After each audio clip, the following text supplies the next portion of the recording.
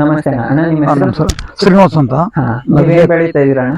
ಭತ್ತ ನಾವು ಯಾವಾಗಲೂ ಕಬ್ಬು ಇಬ್ಬು ಏನೋ ಹಾಕಲ್ಲ, ಭತ್ತದ ವ್ಯವಸಾಯನೇ ಮಾಡೋದು. ಕಬ್ಬು ಹಾಕದೆ ಅಂತಂದ್ರೆ ಏನಾಯ್ತದೆ, 11 ತಿಂಗಳಿಗೆ ಕೊಡ್ಬೇಕು, 11-12 ತಿಂಗಳು ವರ್ಷದ ಒಳಗಡೆ ಕೊಡ್ಬೇಕು. ಇವ್ರು ಏನ್ ಮಾಡ್ತಾರೆ, ಕಬ್ಬು ಬಲ್ಲಿಗೆ ಅಂದ್ಬಿಟ್ಟು ಫ್ಯಾಕ್ಟ್ರಿ ಅವರು 16 ತಿಂಗಳು 18 ತಿಂಗಳು ಕೊನೆಗೆ 20 ತಿಂಗಳು ಆಗೋಯ್ತದೆ.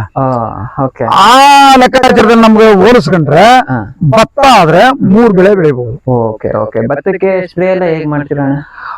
ನಾವು ಇದ್ರದ್ದು ಮೋಟ್ರು ಕ್ಯಾನ್ ಗೊತ್ತದಲ್ಲ, ಔಷಧಿ ಕ್ಯಾನು, ಅದ್ರಲ್ಲಿ ನಾವು 1 ಎಕರೆಗೆ ಅವ್ರು 10 ಹೇಳ್ತಾರೆ, ನಾವು 7ರಿಂದ 8 ಕ್ಯಾನ್ ಮಾಡ್ಕೊಂಡ್ವಿ ಹೊಡಿತೀವಿ. ಇಲ್ಲಿ ಸುಮಾರು ಜನರು ಡ್ರೋನ್ ಅಲ್ಲಿ ಸ್ಪ್ರೇ ಮಾಡಿಸ್ತಾ ಇದಾರೆ, ಎಕರೆಗೆ 1 ಟ್ಯಾಂಕ್ ಅಲ್ಲಿ ಸ್ಪ್ರೇ ಮಾಡ್ತಾ ಇದಾರೆ.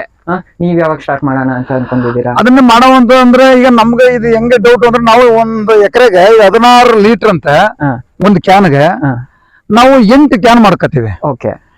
ನೀವು ಇದರಲ್ಲಿ 1 ಕ್ಯಾನ್ಗೆ ನಾವು 1 ಎಕರೆಗೆ ಸ್ಪ್ರೇ ಮಾಡ್ತೀವಿ ಅಂತ ಹೇಳ್ತಾ ಇದೀರಿ. ಅದು ಹೇಗ್ ಸಾಧ್ಯ ಅಂತ ನಾವು ನಿಮ್ಮನ್ನ ಕೇಳ್ತಾ ಇರೋದು. ಏನಾಗುತ್ತೆ ಅಣ್ಣ, ಎಕರೆಗೆ ಕೃಷಿ ಇಲಾಖೆಯಿಂದ ಆಗ್ಲಿ ಯಾರೇ ಆಗ್ಲಿ ಎಕರೆಗೆ ಇಷ್ಟು ಔಷಧಿ ಹಾಕ್ಬೇಕು ಅಂತ ಹೇಳ್ತಾರೆ.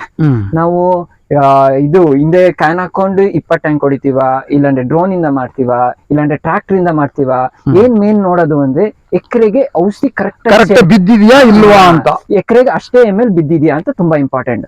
ಸೊ ಡ್ರೋನ್ ಅಲ್ಲಿ ಏನಾಗುತ್ತೆ ಅಂದ್ರೆ ಅರ್ಧ ಲೀಟರ್ ನೀವೇನ್ ಔಷಧಿ ಹಾಕ್ತೀರಾ ಕ್ಯಾನ್ಗೆ ಹಾಕೊಂಡು 20 ಟ್ಯಾಂಕ್ ಹಾಕೋದು, ಅದೇ ಸೇಮ್ ಒಂದೇ ಟ್ಯಾಂಕ್ ಅಲ್ಲಿ ಅರ್ಧ ಲೀಟರ್ ಹಾಕ್ಬಿಟ್ಟು ಅದೇ ಒಂದೇ ಟ್ಯಾಂಕ್ ಅಲ್ಲಿ ಅರ್ಧ ಲೀಟರ್ ಅಷ್ಟು 1 ಎಕರೆಗೆ ಕವರ್ ಮಾಡ್ತೀರಿ.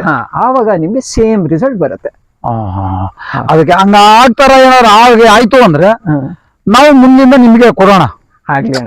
ಈ ಯೂರಿಯಾನು ಲಿಕ್ವಿಡ್ ಬಂದಿದೆ, ಹೌದು, ಎಲ್ಲಾ ತರದ್ದು ಲಿಕ್ವಿಡ್ ಬಂದಿದೆ, ಒಳ್ಳೇದಾಗುತ್ತೆ ಅಂತಂದ್ರೆ ನಿಮ್ಗೆ ನಮ್ಮ ಅಕ್ಕಪಕ್ಕದವ್ರಿಗೂ ಹೇಳೋಣ. ಯಾಕಂದ್ರೆ 4 ಎಕರೆ 5 ಎಕರೆ ಹೊಡೆದಿ ಅದು ರಿಸಲ್ಟ್ ಬಂತು ಅಂತಂದ್ರೆ ನಿಮ್ಗೂ ಅನುಕೂಲ ಆಗುತ್ತೆ, ನಮಗೂ ರೈತರಿಗೂ ಅನುಕೂಲ ಆಗುತ್ತೆ. ಹೌದು ಹೌದು, ನೀವು ನಮ್ಮನ್ನ ನಂಬಿ ಮಾಡಿಸ್ಬೇಕು ಅಂತ ಇದೀವಿ, ಅದರಿಂದ ಖುಷಿ.